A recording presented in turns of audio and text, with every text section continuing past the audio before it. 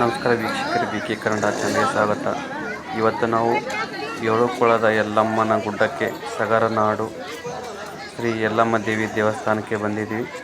So ದೇವಸ್ಥಾನದ ಇದು entrance gate. ಇಲ್ಲಿಂದ ನಾವು ಒಳಗಡೆ ಹೋದರೆ ಅಲ್ಲಿ ಸಾವಿರಾರು ಮೆಟ್ಟಲುಗಳಿದೆ. ಆ ಮೆಟ್ಟಲುಗಳ ಮಧ್ಯೆ ಹತ್ಕೊಂಡು ಶ್ರೀ ಯಲ್ಲಮ್ಮ ದೇವಿ ದರ್ಶನ ಪಡೆಯೋಕೆ ಅಂತೇಳಿ ನಾವು ಬಂದಿದ್ವಿ. ಸೊ ಇಲ್ಲಿಂದ ದೇವ್ರದ್ದು ವಿಶೇಷ ಏನಂತಂದರೆ, ಎಲ್ಲ ಏನಾದರೂ ಕಷ್ಟಗಳಿದ್ದರೆ ದೇವ್ರ ಹತ್ರ ಹೇಳ್ಕೊಂಡ್ರೆ ನಿಮಗೆ ಒಳ್ಳೆಯದಾಗುತ್ತೆ. ಮತ್ತು ನಮಗೂ ಕೂಡ ಇಲ್ಲಿ ಬಂದ ಮೇಲೆ ಬಹಳಷ್ಟು ಒಳ್ಳೆಯದಾಗಿದೆ.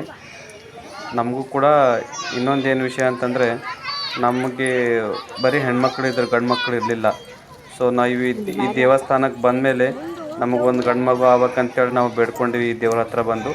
ಸೊ ಇಲ್ಲಿ ನಾವು ಬೇಡ್ಕೊಂಡ್ಮೇಲೆ ನಮಗಿಲ್ಲಿ ಒಂದು ಗಂಡು ಮಗು ಆಗಿದ್ದು, ಮತ್ತು ಆ ಗಂಡು ಮಗುನ ನಾವು ಒಂದು ವರ್ಷ 4 ತಿಂಗಳಾಯಿತು. ಆವಾಗ ಒಂದು ಸತಿ ಬಂದು ದರ್ಶನ ಮಾಡ್ಕೊಂಡು ಹೋಗಿದ್ವಿ. ಸೊ ಮತ್ತೆ ಇವಾಗ ಅಮಾವಾಸ್ಯೆ ಇದೆ ಅಂತೇಳಿ ಇವತ್ತು ದೇವರ ದರ್ಶನ ಪಡೆಯೋಕ್ಕೆ ಅಂತೇಳಿ ಬಂದಿದ್ವಿ.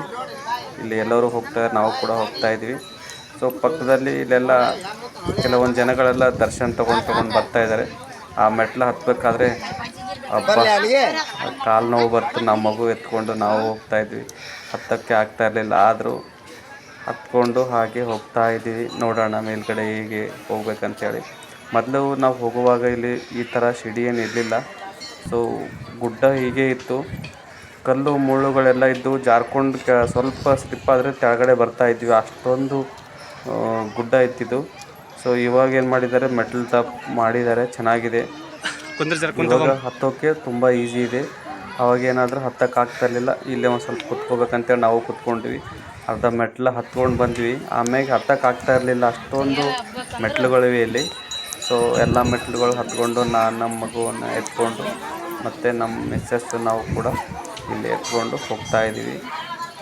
ನೋಡೋಣ, ದೇವರ ದರ್ಶನ ಮಾಡ್ಕೊಂಡು ಬರೋಣ ಅಂತೇಳಿ. ತುಂಬ ಕಷ್ಟ ಇದೆ ಹತ್ಬೇಕಂತಂದರೆ, ಕಾಲು ನೋವು ಬರುತ್ತೆ. ಆಮೇಲೆ ಏನು ಬಂದರೂ ದೇವರನ್ನು ನಾವು ಮಾತ್ರ ನಮ್ಮದ್ರನ್ನು ಬಿಡಲ್ಲ ಅಂತೇಳಿ ನಾವು ಏನಾದರೂ ಪರವಾಗಿಲ್ಲ ದೇವರ ದರ್ಶನ ಪಡ್ಕೋಬೇಕಂತೇಳಿ ನಮ್ಮ ಮಗು ನಾವು ಹೋಗ್ತಾಯಿದ್ವಿ. ಸೊ ಇಲ್ಲಿ ಬಂದರೆ ಇಲ್ಲಿ ಅನ್ನದ ದಾಸೋಹ ಇರುತ್ತೆ. ನೀವು ಅಮಾವಾಸ್ಯೆಗೊಮ್ಮೆ ಮಾತ್ರ ಇರುತ್ತೆ ಇಲ್ಲಿ. ಸೊ ನೀವು ಊಟ ಮಾಡ್ಕೊಂಡು ಕೂಡ ಇಲ್ಲಿ ಬರ್ಬೋದು. ಅನ್ನ ಪ್ರಸಾದ ಇರುತ್ತೆ, ಯಾರು ಬೇಕಾದರೂ ಬಂದು ಊಟ ಮಾಡ್ಕೊಂಡು ಹೋಗ್ಬೋದು.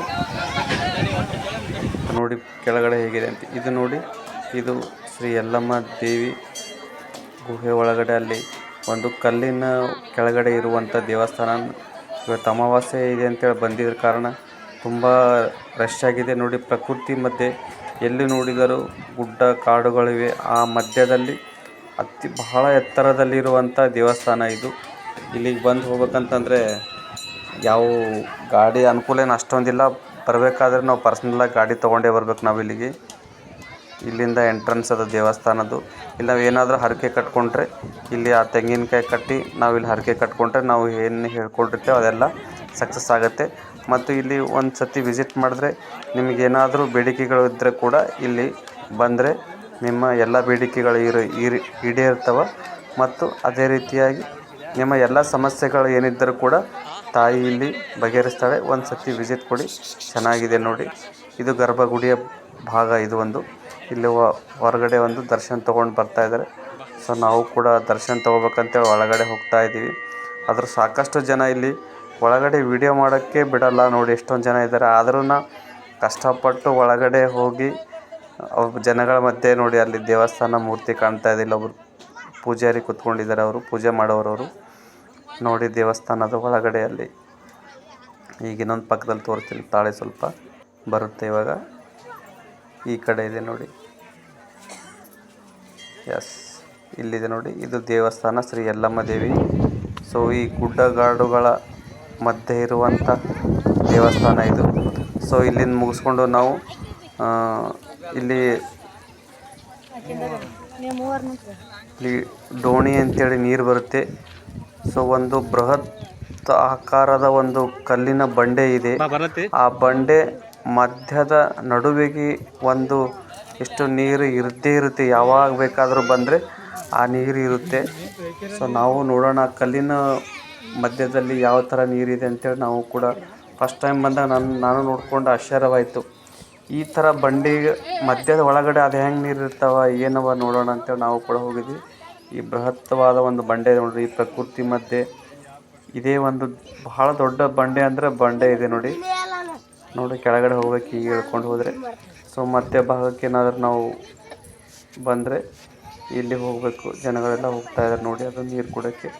ಸೊ ಇಲ್ಲಿ ನೀರಿಂದು ಸ್ಪೆಷಲ್ ಏನಿದೆ ಅಂತಂದರೆ, ನಿಮಗೇನಾದರೂ ಚರ್ಮ ರೋಗಗಳು ಅಥವಾ ಅಂಥದ್ದು ಸ್ಕಿನ್ ಇನ್ಫೆಕ್ಷನ್ನು, ಸೊ ಏನೇ ಇದ್ದರೂ ಕೂಡ ಈ ನೀರಿಂದ ನೀವು ಒಂದು ಸತಿ ಆ ನೀರು ನಿಮಗೆ ಯಾವ ಜಾಗಕ್ಕೆ ಇನ್ಫೆಕ್ಷನ್ ಆಗಿರುತ್ತಲ್ಲ, ಸೊ ಇಲ್ಲಿ ಒಬ್ಬರು ಕೂತ್ಕೊಂಡಿರ್ತಾರೆ, ಅವರು ಅದನ್ನು ನೀರು ತೊಗೊಂಬಂದು ಆಮೇಲೆ ಅದರಲ್ಲಿ ಒಂದು ಬೇವಿನ ತಪ್ಪಲು ಮತ್ತು ಈ ಜನ್ಮದ ಅಗ್ನಿಯ ಈ ಹೊಂಡ ಒಳಗಿನ ನೀರನ್ನು ತೆಗೆದುಕೊಂಡು ನೀವು ಯಾವಲ್ಲಿ ಇನ್ಫೆಕ್ಷನ್ ಇರುತ್ತೆ ಆ ಜಾಗಕ್ಕೆ ಹಚ್ಕೊಂಡ್ರೆ ಬೇಗ ವಾಸಿಯಾಗುತ್ತೆ ಮತ್ತು ಯಾವುದೇ ರೀತಿಯಿಂದ ಚರ್ಮ ಸಮಸ್ಯೆಗಳು ಕೂಡ ಆಗಲ್ಲ.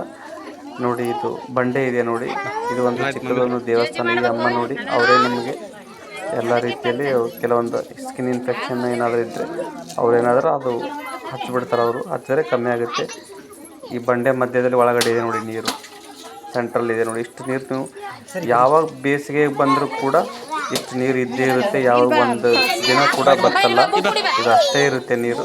ಸೊ ನಾವು ಕೂಡ ಬಂದ್ವಿ, ಬಂದಮೇಲೆ ನಮ್ಮ ಮಗು ನಾವು ಆ ನೀರನ್ನು ಕುಡ್ಕೊಂಡು ನೋಡಿ ಬಂಡೆ ಇದೆ ನೋಡಿ ಹೇಗೆ ಕಾಣ್ತಾ ಇದೆ ನೋಡಿ. ಬೃಹತ್ವಾದ ಬಂಡೆ ಮಧ್ಯಭಾಗದಲ್ಲಿ ಇರುವಂಥ ಈ ನೀರು ಇನ್ನೂವರೆಗೆ ಎಷ್ಟೋ ವರ್ಷಗಳ ಕಾಲ ಇರುವಂಥ ಬಂಡೆಗಳ ಮಧ್ಯೆ ಇರುವಂಥ ನೀರು ಇನ್ನೂ ಕೂಡ ಬತ್ತಿಲ್ಲ. ನೀವು ಎಂಥ ಬೇಸಿಗೆ ಬಂದರೂ ಕೂಡ ಇಲ್ಲಿ ನೀರು ಇದ್ದೇ ಇರುತ್ತೆ. ಮತ್ತು ಬೇಸಿಗೆ ಬಂದರೆ ಅಂತೂ ತುಂಬ ತಂಪಾದ